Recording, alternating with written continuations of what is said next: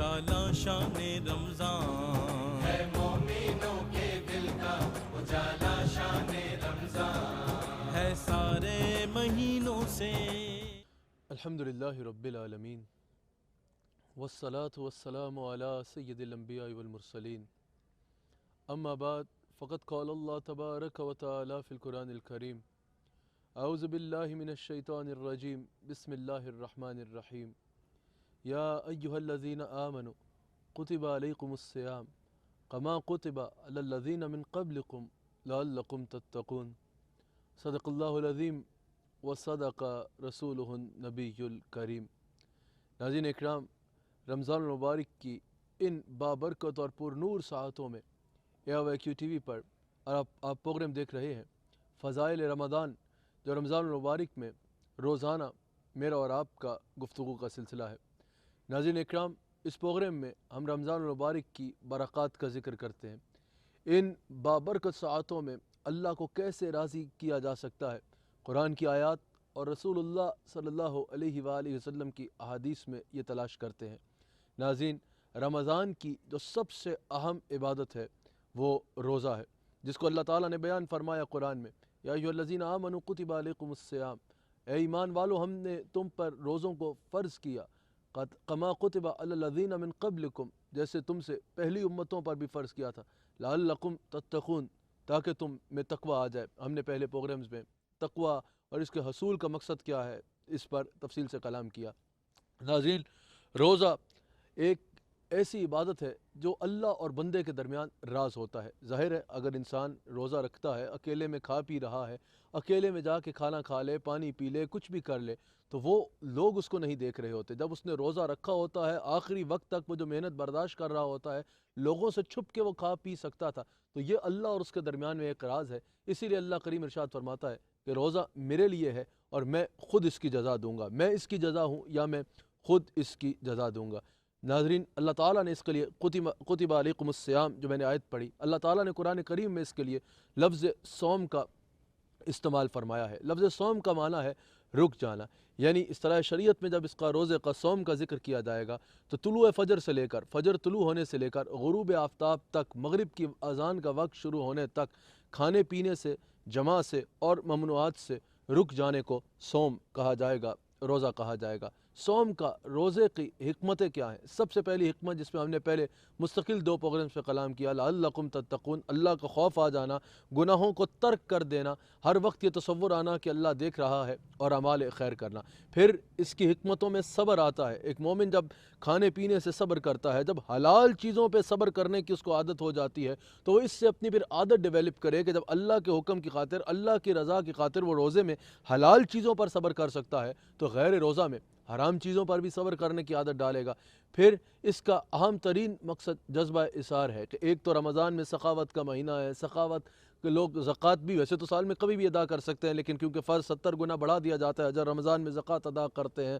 صدقہ کرتے ہیں، خیرات کرتے ہیں، تو اثار کا جذبہ آتا ہے۔ اور پھر جب انسان خود بھوک اور پیاس شام کے وقت محسوس کر رہا ہوتا ہے، تو ان لوگوں کے لیے اثار کا جذبہ آتا ہے، قربانی کا جذبہ آتا ہے، جو سارا سال یہ بھوک اور پیاس برداشت کرتے ہیں، اس لیے نہیں کہ ان کا روزہ ہے، بلکہ کئی لوگ ہمارے ملک میں اگر آپ ڈھونڈیں تو آپ کے محلے میں بھی شاید ایسے ہوں گے، تو اس لیے یہ بھوک اور پیاس اپنے بچوں کو برداشت کرواتے ہوئے سو جاتے ہیں کہ ان کے پاس کھانے کو مال نہیں ہوتا۔ پھر اس کا اہم ترین مقصد تزکیہ نفس ہے، کیونکہ حضور نے فرمایا نا، جتنی برکت ہے جس نے ایمان اور احتساب کے ساتھ روزہ رکھا، ایمان سے روزہ رکھا اور پھر احتساب کے ساتھ روزہ رکھا، روزے میں اپنے گناہوں کو تلاش کیا اور ان کو چھوڑنے پر اللہ سے وعدے کیے، یہ تزکیہ نفس کا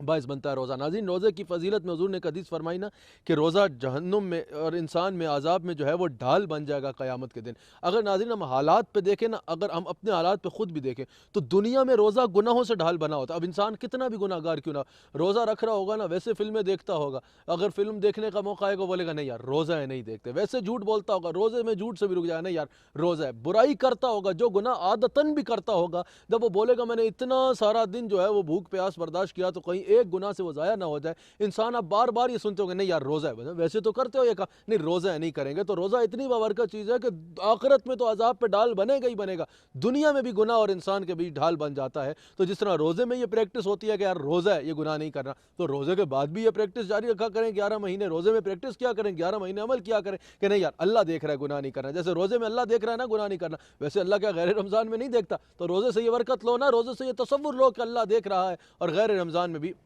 گناہوں کے اور اپنے بیچ میں روزے کو ڈھال بنا لو۔ ناظرین، روزے میں حضور علیہ السلام کی ایک حدیث کی طرف آپ کی سب سے پہلے توجہ جانا ضروری ہے۔ ہمارے سے بہت لوگ ایسے ہیں، ہمارے شہر میں بھی ہیں جن کو میں بھی جانتا ہوں، کیونکہ ہم حالات کو دیکھتے ہیں کہ لوگ روزے کے دوران سحری نہیں کرتے، رات کو کھانا کھایا 1-2 بجے اور سو گئے، یار صبح 8 بجے بستر پہ سے اٹھنا ہے، ایک تو فجر آپ کے چاچا جان نے پڑھنی ہے، فجر بھی نماز بھی تو آپ پہ فرض ہے نا، روزے کے نور سے تو محروم نہ ہو، روزہ فجر کے لیے تو آپ نے اٹھنا ہے، تو تھوڑی دیر پہلے کے لیے اٹھ جاؤ۔ حضور علیہ السلام نے فرمایا کہ بے شک ایک کھجور کھانے کے لیے 2 کھجوریں کھانے کے لیے اٹھو، ضرور اٹھو، سحری کرو، کیونکہ حضور علیہ السلام فرماتے ہیں کہ سحری میں بہت برکت ہے، سحری میں برکت ہی برکت ہے۔ امام احمد بن حنبل اس حدیث کو نقل کرتے ہیں۔ اور پھر رسول اللہ علیہ السلام نے فرمایا کہ سحری ضرور کرو، کیونکہ سحری ہمارے میں اور اہل کتاب کے روزے میں فرق کرتی ہے، اہل کتاب کے روزے میں سحری نہیں تھی، ہمارے روزے میں سحری ہے۔ پھر رسول اللہ علیہ السلام ارشاد فرماتے ہیں کہ سحری کو ضائع مت کرو، بخاری کی حدیث ہے، حضور نے فرمایا سحری ضرور کرو کیونکہ سحری میں برکت ہے۔ اور پھر حضور علیہ السلام نے ارشاد فرمایا کہ مجھے افطار جلدی کرنے کا حکم دیا گیا کہ جیسے افطار کا وقت ہو اسی وقت افطار کر لو، اور سحری کو دیر سے کرنے کا حکم دیا گیا کہ فجر کے قریب کر کے، طلوع فجر کے قریب کر کے، یعنی دیر سے سحری کرو، یہ نہیں کہ رات 12 بجے انسان سحری کھا لے۔ لیکن بعض حضرات اتنی دیر سے کرتے ہیں کہ اذانیں ہو رہی ہوتی ہیں اور وہ ڈپتے جا رہے ہوتے ہیں، کھاتے جا رہے ہوتے ہیں، اور بعض تو کہہ رہے ہوتے ہیں کبھی آخری اذان تک بوتل کو اٹھاؤ اور رڑپ جاؤ، جتنا کھا سکتے ہو دونوں ہاتھوں سے، اور بوتلوں کو بھی جتنا پی سکتے ہو، جیسے پتہ نہیں کون سی قیامت حضرت پہ آنے والی ہے، مغرب تک جو ہے ابھی کچھ کھانے پینے کو نہیں ملنا، لگے رہو جب تک آخری اذان ہو رہی ہے تب تک لگے رہو۔ او بھائی، روزے نے ختم ہو جانا ہے طلوع فجر پہ، جب طلوع فجر ہوگا تو روزے کا وقت ختم۔ روزے کا تعلق اذان کے ساتھ نہیں ہے، وقت کے ساتھ ہے۔ روزے نے طلوع فجر پہ ختم ہو جانا ہے اور اذان نے طلوع فجر کے بعد شروع ہونا ہے۔ اذان کھانا پینا بند کرنے کا اعلان نہیں ہے، جب کھانے پینا کا ٹائم ختم ہو جائے گا، طلوع فجر ہو جائے گا، طلوع فجر کے بعد اذان نے شروع ہونا ہے۔ اذان نے طلوع فجر سے پہلے شروع نہیں ہونا، اذان نے طلوع فجر کے بعد شروع ہونا ہے، اور آپ نے روزہ طلوع فجر سے پہلے بند کر دینا ہے۔ جب اذان ہو گئی تب آپ کھا پی رہے ہو تو آپ پھر اپنے سارے دن کی محنت کو ضائع کر رہے ہو۔ ابھی ہمارے AWQ TV پہ پوری دنیا کے شہروں کا آ رہا ہوتا ہے، ورنہ آپ گوگل پہ سرچ کر سکتے ہیں، اپنے شہر کا طلوع فجر کا وقت آ رہا ہوتا ہے، اس کو دیکھیے اور اس سے پہلے کھانا پینا بند کر لیجئے۔ اللہ اکبر۔ روزے کے لیے، روزہ رکھنے کے لیے 6 شرائط کا ہونا ضروری ہے۔ مسلمان ہونا ضروری ہے، کافر پر روزہ فرض نہیں، روزے کا فرض ہونے کے لیے۔ پھر عاقل ہونا ضروری ہے، پاگل پر روزہ فرض نہیں۔ بالغ ہونا ضروری ہے، بچے پر روزہ فرض نہیں۔ پھر انسان کا مقیم ہونا ضروری ہے، مسافر پر روزہ فرض نہیں۔ اگر رکھ لے گا تو اچھا ہے، رکھے گا تو بہت اچھی بات ہے اور برکت کی بات ہے، لیکن مسافر پر روزہ فرض نہیں ہے۔ اور عورت کا حیض و نفاس سے پاک ہونا ضروری ہے۔ ناظرین اکرام، روزے کے لیے چند اہم ترین مسائل اور باتوں کا جس سے ہم سے جس کا سوال کیا جاتا ہے، وہ اس وجہ سے یہاں پر ضروری سمجھوں گا ڈسکس کرنا، تاکہ جو سوال کرتے ہیں ان تک بھی پہنچ جائے، اور دنیا بھر میں لوگ جو یہ سوال ذہن میں رکھتے ہیں ان کے اس بات پر ذہن کلیئر ہو جائے۔ سب سے پہلے سوال کیا جاتا ہے کہ کیا خون نکل جانے سے روزہ ٹوٹ جاتا ہے، یا بلڈ ٹیسٹ کرانے سے یا بلڈ ڈونیٹ کرانے سے کیا روزہ ٹوٹ جاتا ہے؟ تو خون نکلنے سے روزہ نہیں ٹوٹتا۔ اگر کوئی بلڈ ٹیسٹ کرواتا ہے انجیکشن لگوا کے، اس کا بھی روزہ نہیں ٹوٹتا۔ اگر کوئی بلڈ ڈونیٹ کرنے کے لیے بوتل بھی نکلوا دیتا ہے تو اس کا بھی روزہ نہیں ٹوٹے گا۔ ہاں، لیکن یہ ضرور دیکھنا چاہیے کہ اگر کوئی انسان ایسی عمر میں ہے یا ایسی صحت میں ہے کہ اس کو خطرہ ہے کہ اگر میں نے ایک بوتل خون کی نکال لی کسی کو ڈونیٹ کرنے کے لیے تو مجھے اتنی کمزوری لاحق ہو جائے گی کہ میرے لیے اپنا روزہ مکمل کرنا مشکل ہو جائے گا، تو کیونکہ یہ فرض روزہ ہے، یہ آپ کے پاس اپنے پاس تو آپشن نہیں ہے کہ نفلی ہے پھر رکھ لوں گا، فرض روزہ ہے، آپ کو اس کو پورا کرنا آپ پر لازم ہے، تو پھر آپ افطار تک انتظار کر لیجئے، افطار کے بعد ڈونیٹ کرنا ہے تو کر دیجئے۔ پھر اس صورت میں آپ نہ نکلوائیں، کیونکہ یہاں پر پھر صحت میں نقاہت آنے کا، کمزوری ہونے کا، اور پھر روزہ ایسی حالت ہو جانے کا خدشہ ہے کہ انسان روزہ مکمل نہ کر سکے۔ کان میں پوچھا جاتا ہے کہ اگر کوئی دوائی ڈال لے یا تیل ڈال لے یا قصداً پانی ڈال لے تو کیا روزہ ٹوٹ جاتا ہے؟ تو یاد رکھیے گا، کان میں دوائی ٹپکانے سے، کان میں تیل ٹپکانے سے یا کان میں قصداً پانی ڈالنے سے روزہ نہیں ٹوٹتا، روزہ نہیں ٹوٹے گا۔ ہاں لیکن اگر کسی کا کان کا پردہ پھٹا ہوا ہے اور یہ خدشہ ہے کہ اگر وہ پانی ٹپکاتا ہے یا تیل ٹپکاتا ہے یا دوائی کان میں ٹپکاتا ہے اور اس کا پردہ پھٹا ہوا ہے کان کا، تو وہ جو ہے وہ رس کے انسان کے دماغ تک یا معدے تک جا رہی ہو، تو پھر اگر ایسا ہو جائے کہ وہ پھٹا ہوا ہے پردہ اور وہ رس کے معدے تک یا دماغ تک جا رہی ہے، تو پھر انسان کا روزہ ٹوٹ جائے گا۔ ایسی صورت میں دوائی ڈالنے سے احتیاط کرنی چاہیے، نہیں ڈالنی چاہیے۔ آنکھ میں ڈراپس ڈالنے سے یا انجیکشن لگانے سے کیا روزہ ٹوٹتا ہے؟ پہلے اس پہ تحقیق مختلف تھی۔ پہلے بعض فقہا کا یہ خیال تھا، جب یہ اتنی ٹیکنالوجی نہیں آئی تھی، کہ کان کا گلے کے ساتھ معدے کے ساتھ رستہ ہے اور آنکھ کا نہیں ہے۔ لیکن اب جب جدید تحقیق آ گئی تو پتہ چلا کہ کان کا اگر پردہ پھٹا ہو، میں نے بتایا وہ صورت الگ ہے، ورنہ کان کا گلے تک یا معدے تک کوئی رستہ نہیں ہے، لیکن آنکھ میں ہمارے یہاں پر ایک سوراخ ہوتا ہے کہ جس میں اگر دوائی ڈالی جائے تو اس کا رستہ حلق تک پہنچتا ہے۔ اگر ہم ڈالیں ڈراپس کے سخت قسم کے تو اس کی کڑواہٹ آپ کو گلے میں محسوس ہوتی بھی ہوگی۔ اس وجہ سے اگر آنکھ میں کسی بھی صورت کوئی انجیکشن لگوانے سے یا کوئی بھی ڈراپس ڈالنے سے احتیاط کرنا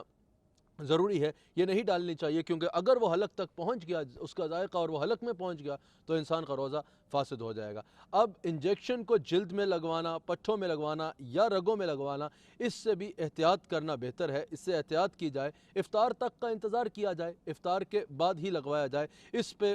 فقہا کا ہے کہ احتیاط کرنا ضروری ہے، کہ چاہے جلد میں ہو، چاہے رگوں میں ہو یا چاہے پٹھوں میں ہو، انجیکشن کا لگوانے سے احتیاط ضروری ہے، احتیاط کرنا بہتر ہے، مغرب تک انتظار کر لیا جائے۔ ہاں لیکن اگر رگوں میں خون چڑھا لیا جائے، جو خون لگوایا جاتا ہے، جو لوگ خون لگواتے ہیں، اگر رگوں میں خون چڑھا لیا جائے گا پھر تو فوراً کوئی دوسری رائے ہی نہیں کہ روزہ ٹوٹ جائے گا۔ اس وجہ سے کسی صورت بھی رگوں میں خون روزے کے دوران نہ لگوایا جائے۔ پھر سوال کیا جاتا ہے کہ روزے کی حالت میں اگر وامٹ ہو جائے، کیا ہو جائے، تو اس کے لیے کیا حکم ہوگا شریعت کا؟ تو فقہا نے اس پہ 24 ممکنہ صورتیں لکھی ہیں کہہ آنے کے، کہ 24 صورتیں ہوتی ہیں الٹی آنے کے، کہہ آنے کے۔ اس میں صرف 2 صورتوں سے روزہ ٹوٹ جاتا ہے۔ ایک تو اگر منہ بھر کے بھی انسان کو کہہ آ جاتی ہے، عام طور پہ کہا جاتا ہے نا منہ بھر کے الٹی آ گئی تو روزہ ٹوٹ گیا۔ اگر انسان کو منہ بھر کے بھی کہہ ایسے آ جاتی ہے کہ اس سے بالکل ذرہ بھی واپس نہیں جاتا، وہ ساری نکل جاتی ہے، تو پھر انسان کا روزہ نہیں ٹوٹے گا۔ لیکن اگر اس طرح منہ بھر کے کہہ آ جائے کہ چنے کے برابر یا کچھ بھی حصہ جو ہے وہ انسان کو محسوس ہو جائے کہ انسان کے واپس حلق میں جا رہا ہے اور واپس جا رہا ہے، تو اس طرح اگر منہ بھر کے کہہ آتی ہے جس سے واپس جا رہا ہوگا تو پھر روزہ ٹوٹ جائے گا۔ دوسری صورت جس میں الٹی میں روزہ ٹوٹے گا وہ یہ ہے کہ اگر انسان بیماری کے باعث یا کچھ بھی دل پہ بوجھ محسوس کر رہا ہے، کچھ بھی کر رہا ہے، تو انسان خود انگلی ڈال کے یا کسی طرح بھی اگر خود قصدن الٹی کرتا ہے اور منہ بھر کے کہہ آ جاتی ہے، جب قصدن الٹی کرے گا، قصدن وامٹ کرے گا، پھر وہ واپس جائے یا نہ جائے، انسان کا روزہ ٹوٹ جائے گا۔ پھر روزے کی نیت کے متعلق سوال کیا جاتا ہے کہ کیا اگر وَبِصَوْمِ غَدٍ نَوَيْتُ مِنْ شَهْرِ رمضان، ان الفاظ میں یا کسی بھی الفاظ میں نیت نہ کی جائے تو الفاظ کی نیت نہ کرنے کے بغیر بھی روزہ ہو جائے گا؟ تو نیت دل کے ارادے کا نام ہے، اگر نیت کریں گے تو بہت اجر کا باعث ہے، مستحب ہے، ثواب ہوگا۔ لیکن اگر الفاظ سے نیت نہیں بھی کریں گے، دل کا ارادہ ہوگا، تو آپ کا روزہ ہو جائے گا۔ غسل جنابت کے بارے میں سوال کیا جاتا ہے کہ اگر کسی کی آنکھ ایسے وقت کھلی، اب اس کو غسل جنابت کرنا ہے، وہ ناپاکی کی حالت میں ہے، لیکن اب وقت بہت تھوڑا ہے، اس کو فجر میں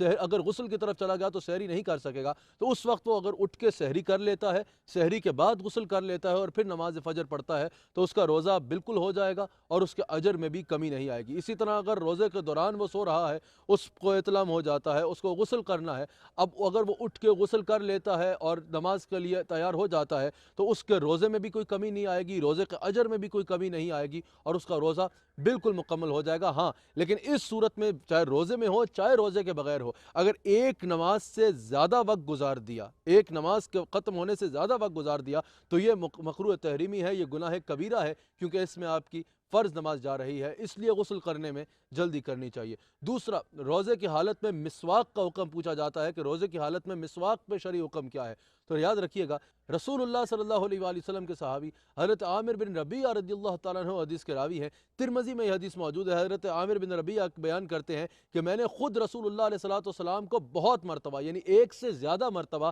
روزے کے دوران مسواک کرتے ہوئے دیکھا۔ اس وجہ سے فقہائے احناف روزے میں مسواک کی اجازت دیتے ہیں، چاہے وہ خوش مسواک ہو، چاہے وہ تر مسواک ہو یا چاہے وہ ذائقے والی مسواک ہو۔ لیکن تر مسواک میں فقہا نے کہا کہ یہ احتیاط کرنا ضروری ہے کہ اس کا کوئی بھی ذرہ، اس کا کوئی بھی ریشہ انسان کے حلق سے نیچے نہ اترے۔ اگر اس کا کوئی ذرہ یا ریشہ انسان کے حلق سے نیچے اتر گیا تو انسان کا روزہ فاسد ہو جائے گا۔ اب اس پر منجن کے بارے میں، کسی بھی قسم کا جو منجن لگاتے ہیں یا ٹوتھ پاؤڈرز آ گئے ہیں وہ لگاتے ہیں یا ٹوتھ پیسٹ لگاتے ہیں، تو پوچھا جاتا ہے کیا وہ بھی مسواک کے حکم میں آئے گا؟ تو یہ مسواک کے حکم میں نہیں آئے گا، اور سنت مسواک کا پورا کرنے کے لیے اس کی کوئی حاجت بھی نہیں ہے۔ اور کیونکہ اس میں ذائقہ بھی بہت زیادہ ہوتا ہے، پھر اس میں طرح طرح کے فلیورز ایک پورے فارم لیکوڈ کی صورت میں جاتا ہے، اس میں کئی کیمیکلز بھی ہوتے ہیں، اس لیے اس سے اجتناب کرنا بہتر ہے۔ ٹوتھ پاؤڈر ہو، منجن ہو، ٹوتھ پیسٹ، یہ روزے میں استعمال نہ کیا جائے۔ پھر کہا جاتا ہے کہ روزے کی حالت میں خوشبو لگانا، تو روزے کی حالت میں خوشبو بھی لگائی جا سکتی ہے، ناخن بھی تراشے جا سکتے ہیں، بال بھی تراشے جا سکتے ہیں۔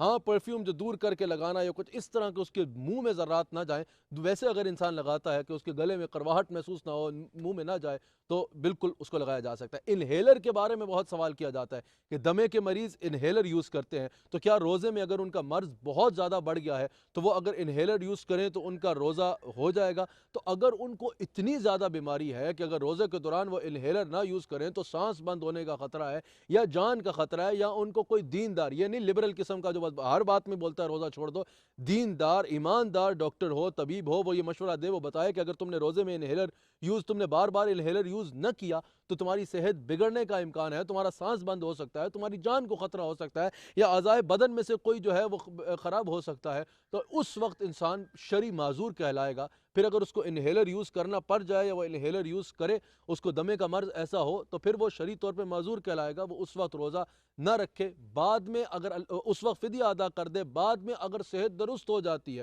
تو وہ جو فدیہ اس نے ادا کیا ہوگا وہ ثواب کے لیے اس کے نامہ اعمال میں آ جائے گا۔ جب بعد میں وہ ٹھیک ہو جائے گا تو پھر بعد جو فدیہ ادا کر دیا وہ بہت نہیں ہے، اس کو روزے کی جو ہے وہ قضا کرنا، روزہ لوٹانا جو ہے وہ ضروری ہوگا۔ شوگر یا اس طرح کے امراض میں جو مریض مبتلا ہیں، اور پھر یہاں یہی بات آئے گی کہ اگر ان کو کوئی دیندار، لبرل نہیں جو ہر بات میں کہتا ہے چھوڑ ہی دو روزہ، جو اگر کوئی دیندار پراپر ایسا طبیب ہو، دیندار طبیب ہو، ایماندار طبیب ہو، وہ اس کو بتائے کہ اگر تم نے تھوڑی تھوڑی دیر میں خوراک نہ لی، یا تم نے تھوڑی دیر میں دوائی نہ لی، یا تم نے اتنے وقت میں کچھ نہ لیا، تو تمہارا، کیونکہ شوگر ایسا مرض ہے کہ یہ آرگنز کو ڈیمیج کر دیتی ہے، تمہارا کوئی آرگن، تمہارا کوئی جسم کا حصہ اندر جو ہے وہ ڈیمیج ہو جائے گا، یا تمہاری جو ہے وہ صحت اتنی خراب ہوگی کہ تمہاری جان کو خطرہ ہو سکتا ہے، یا تمہاری شوگر اتنی بڑھ جائے گی کہ بے قابو ہو جائے گی۔ اب فقہا نے کہا، جدید فقہا نے بھی کہا کہ یہ جو ہے یہ شرعی طور پہ معذور کہلائے گا، یہ فدیہ دے دے گا۔ لیکن اگر انشاءاللہ اللہ کرم کرتا ہے وہ دوبارہ صحت یاب ہو جاتا ہے، اس کو دوبارہ صحت مل جاتی ہے، تو جو اس نے فدیہ دیا ہوگا، جو اس نے وہ دیا ہوگا، وہ اس کے لیے ثواب کا باعث بن جائے گا، نامہ اعمال میں صدقہ ثواب مرتب ہو جائے گا۔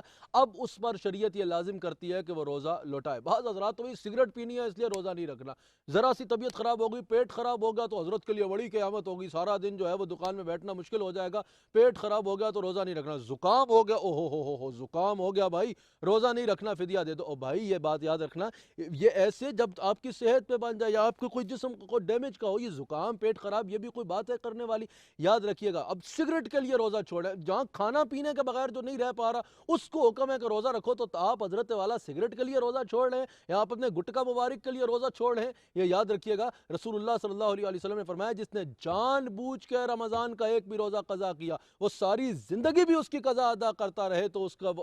برابر نہیں ہو سکتا۔ روزہ رکھنا جو ہے وہ وقت پر اس دن لازم ہوگا۔ اب روزے کا فدیہ کیا ہے؟ اللہ کریم نے قرآن کریم میں ایک روزے کا جو فدیہ ہے وہ ایک مسکین کو 2 وقتوں کا کھانا کھلانا ہے۔ تو اگر کوئی واقعتاً اس طرح مریض ہے، وہ اگر اپنے 30 روزوں کا کرے گا تو اس برابر رقم کر کے، رقم دیکھ کے وہ ایک ہی مریض کو، اس کے لیے اس کو 60 غربا نہیں تلاش کرنے ہوں گے، اگر کرے وہ بھی اچھا ہے، اگر نہیں کرتا تو وہ ایک کسی ضرورت مند کو بھی ساری رقم دے سکتا ہے۔ اب اس میں اللہ تعالیٰ نے قرآن کریم میں یہ معیار قرار دیا، اور پھر اللہ کریم نے فرمایا، اب پھر فقہا اس پر کلام کرتے ہیں کہ اگر کوئی انسان ہوگا، مالی ہوگا، تو پھر اپنے وہ معیار کے مطابق اور مالی استطاعت کے مطابق فدیہ ادا کرے، کیونکہ اللہ کریم قرآن کریم میں سورہ بقرہ کی آیت نمبر 184 میں ارشاد فرماتا ہے کہ سو جو شخص خوش دلی کے ساتھ، یعنی جس کو اللہ تعالیٰ نے مال بھی دیا ہے اور وہ خوش دلی کے ساتھ زیادہ ادا کرنا چاہے گا، زیادہ ادا کرے گا، زیادہ بڑھ کے ادا کرے گا، تو یقیناً اس کے لیے بہتر ہے۔ اب یہ بات یاد رکھیے گا، فدیہ ہو یا صدقہ فطر ہو، فطرانہ ہو، یہ دونوں مقدار میں برابر ہوں گے۔ اب ہر کوئی اپنی حیثیت کے مطابق کرے گا۔ عام طور پر مثال کے طور پہ 2 کلو جو ہے وہ گندم، یا 4 کلو جو، یا 4 کلو کھجور، یا 4 کلو کشمش کو جو ہے وہ فدیہ یا فطرانے کے طور پہ ادا کرے گا۔ آج 2024 کا یہ جو رمضان ہے، آج کے ریٹس کے مطابق اگر کوئی گندم سے کرنا چاہے گا تو 300 روپیہ، اگر کوئی جو سے کرنا چاہے گا تو 600 روپیہ، اگر یہ 4 کلو، اگر کوئی 4 کلو کھجور کرنا چاہے گا تو 2400 روپیہ، اور اگر کوئی 4 کلو کشمش کرنا چاہے گا تو 4400، یعنی تقریباً 100 کم 4500۔ اب یہ وہ ہے، لیکن اب انسان قرآن کی آیت کے مطابق، جو میں نے آپ کو سورہ بقرہ کی آیت نمبر 184 کا حوالہ دیا، جو جتنا زیادہ بڑھ کے کرے گا اللہ تعالیٰ فرماتا ہے اس کے لیے اتنا بہتر ہے، وہ اللہ کی محبت میں اتنا بڑھ کے کرے گا تو یقیناً اللہ کی جناب سے اس کے لیے اجر بھی بڑھ کے ہوگا۔ اللہ تعالیٰ ہمیں صحیح انداز میں شریعت محمدی پر عمل کرنے کی توفیق عطا فرمائے۔ کل اسی وقت اسی چینل پہ آپ سے پھر ملاقات ہوگی۔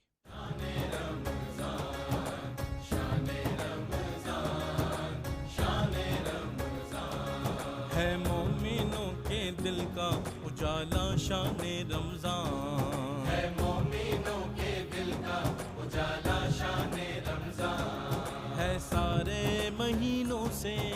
شان رمضان، شان رمضان، شان رمضان، ہے مومنوں کے دل کا اجالا شان رمضان، ہے مومنوں کے دل کا اجالا شان رمضان، ہے سارے مہینوں سے شان رمضان، ہے سارے مہینوں سے نرالا شان رمضان۔